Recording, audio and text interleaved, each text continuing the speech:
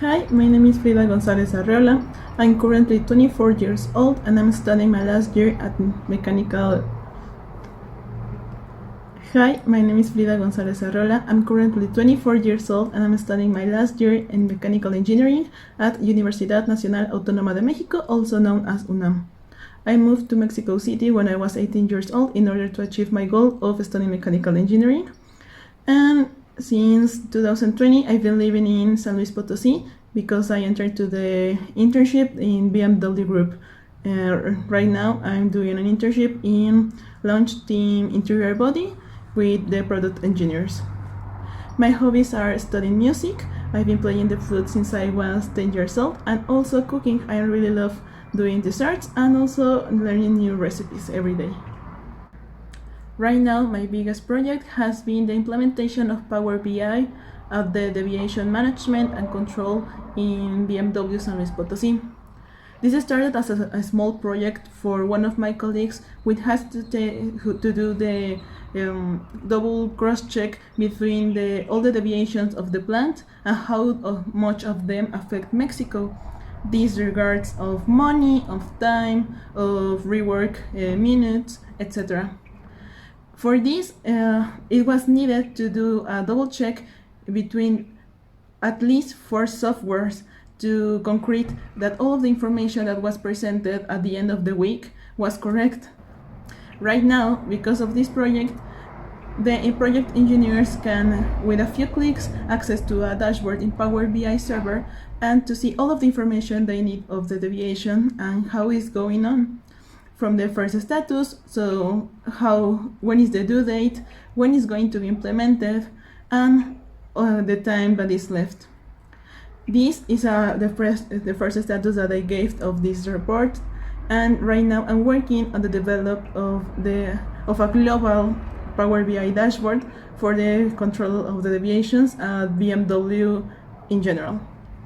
This is a huge challenge that has been asked to me because as a mechanical engineering, I haven't had a lot of experience in formal programming. So right now I taught myself about Power BI, about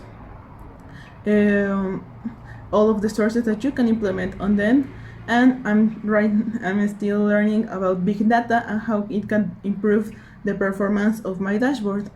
This because there are a lot of more requirements asked for me for this dashboard that want to be implemented in all of the plants at the BMW Group.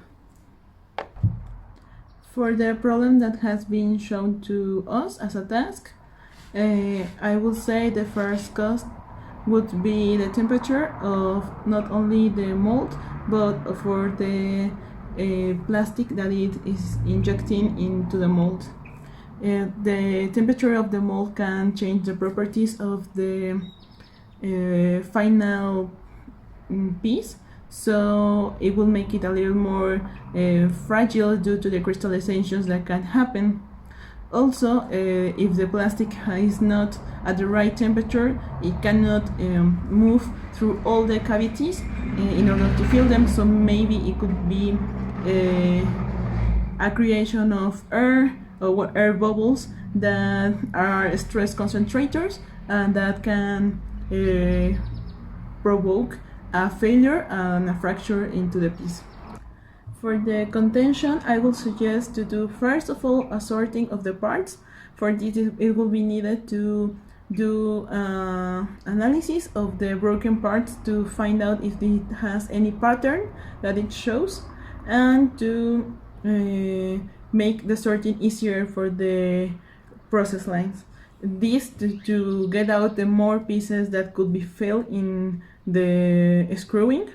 And also I would suggest to put some kind of washer on another part that could be screwed also with the part that we have problem. This in order to make like a cushion to absorb the impact of the screw. To know if it is well designed pinhole, it is required to do DFA, a design for assembly analysis, and also DFM, a design for manufacturing analysis. In this, you have to know which is the purpose of the pin, how often it will be placed, the pin, if it's going to be removable or is only for one time, if the surface area has to be big or small depending on the pressure that is going to be, which is the tool that is going to be used, and the material also, because in case it is a material that is not that resistant, it is going to be fractured. So it is really important to know the two elements of the DFM and the DFA. Finally, for the design of the pin, the dimensional that we need is the height of the pin and the height of the head of the pin. This with each tolerance needed. Also, we put a chamfer in order to prevent any stress concentrator that can be involved when the pin is placed in place. We put the both angles in order to give a better reference. And finally, we have each diameter for the head of the pin and the body of the pin.